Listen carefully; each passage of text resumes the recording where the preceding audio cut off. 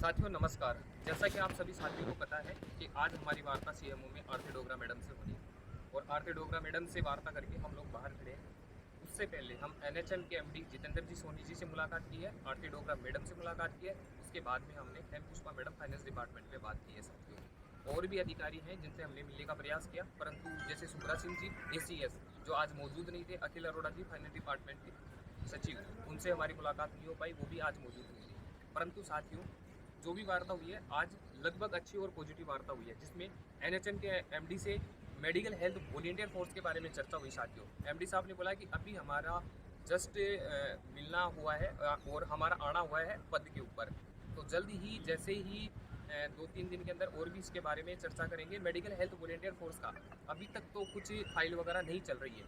CMO के अंदर Aarti Dogra madam से मुलाकात हुई तो उन्होंने बोला कि मेडिकल हेल्थ वॉलेंटियर फोर्स की अभी चर्चा बिल्कुल बंद है। उसके बाद में हमने चर्चा भी की है इस बारे में, परंतु उसका अभी तक विस्तृत कोई जवाब आगे से नहीं आ पाया है। मेडिकल हेल्थ वॉलेंटियर फोर्स अभी तक रुकी हुई है, उसके बारे में अभी तक किसी भी विभाग में कोई हलचल नहीं है साथियों।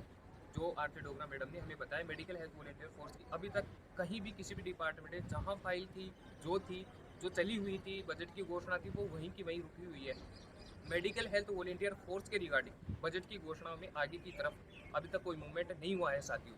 उसके अलावा एनएचएम की भर्ती के बारे में भी चर्चा हुई है आरती डोगरा मैडम से। तो उन्होंने बोला है एनएचएम भर्ती जब उनका पहले तो ये कहना था कि जब ये भर्ती परमानेंट वाली क्लियर होगी तो 2200 सीटें या जो भी हैं इसमें से जो सीटें रिक्त होती है वो देखेंगे, और भी जो कोशिश रहेगी कि और जो सीटें हैं उनको भी एडजस्ट करने की हम कोशिश करेंगे। मेरी सहानुभूति आप लोगों के साथ में है, प्रयास करेंगे कि आप लोगों को ज़्यादा से ज़्यादा लोगों का भला हो सके साथियों। उसके अलावा जब हेम पुष्पा मैडम से मिले तो मेडिकल हेल्थ वॉलेंटियर फोर्स के बारे में विस्तृत और भी अच्छे से चर्चा हुई, क्योंकि जो फाइल पहले क्लियर हो रखी थी वो पहले से ही वापस फाइनेंस डिपार्टमेंट के अंदर ही क्लियर हो रखी थी साथियों। तो हेम पुष्पा मैडम से जो हमारी मुलाकात हुई तो उन्होंने बोला मेडिकल हेल्थ वॉलेंटियर फोर्स की जो फाइल जहाँ थी वही है, परंतु इसमें जो संशोधन चल रहा है साथियों अभी तक तो कुछ नहीं चल रहा, पर मैडम ने किसी अधिकारी के थ्रू फ़ोन करके पता किया और उन्होंने हमें बताया भी कि साथियों अगर अपन प्रयास करेंगे तो इसमें ये हो सकता है कि सरकार एक कॉरपोरेशन के माध्यम से, सरकार ये चाहती है कि एक कॉरपोरेशन या कोई एजेंसी ऐसी बनाई जाएगी जिसके अंदर उसको पूरा टेंडर दे दिया जाएगा। जिस भी ज़िले में जिस भी जगह पे जैसे अलग अलग डिपार्टमेंट में अलग अलग स्टाफ की रिक्रूटमेंट होती है, जैसे शिक्षा विभाग में, चिकित्सा विभाग में या अन्य डिपार्टमेंट में, तो जिस प्रकार जिस विभाग में जितने भी स्टाफ की आवश्यकता होगी वो कॉरपोरेशन ही स्टाफ को हायर करेगा।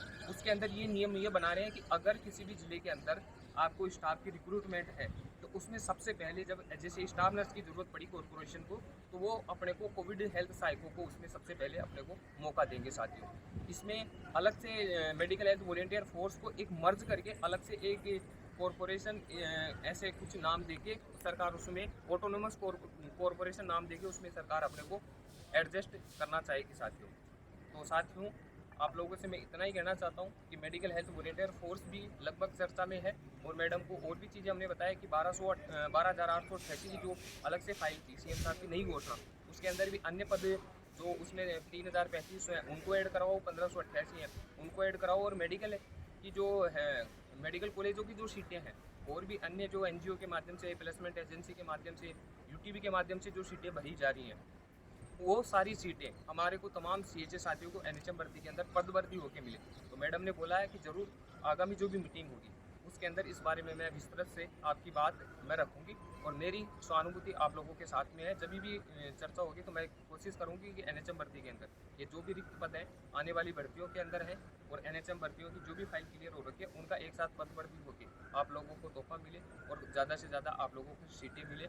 और जो कॉरपोरेशन के माध्यम से एनएचएम एमएचवीएफ की जो बात है वो भी उसके लिए भी प्रयास जारी रहेगा साथियों। कोशिश हमारी जारी है और लगातार संघर्ष कर रहे हैं। साथी जो पहले से संघर्ष कर रहे हैं, राकेश भाई पूजब है, सारे साथी मौजूद हैं, उनके सामने ही बात हुई है आज लगभग जो भी चर्चा हुई है और आगे भी साथियों जल्द। अब समय अपने पास कम है, आप हम है अधिकारियों के बीच का है और अधिकारी इसको पूर्ण करेंगे। राकेश भाई दो बात आप लो। सभी साथी जो मोहन जी ने कहा है वो बिल्कुल सत्य बात है। हम एमडी साहब जितेंद्र जी सोनी से मिले और आरती डोगरा मैडम से भी मिले और हेम पुष्पा मैडम से मिले। उन्होंने जो एमएचवीएफ के लिए जो कहा है कि अभी तक उस पर जो चर्चा है वो चल नहीं रही है, और जो उसका संशोधन जो भी होगा वो हम आपको तय रूप से संतुष्ट करके भेजेंगे।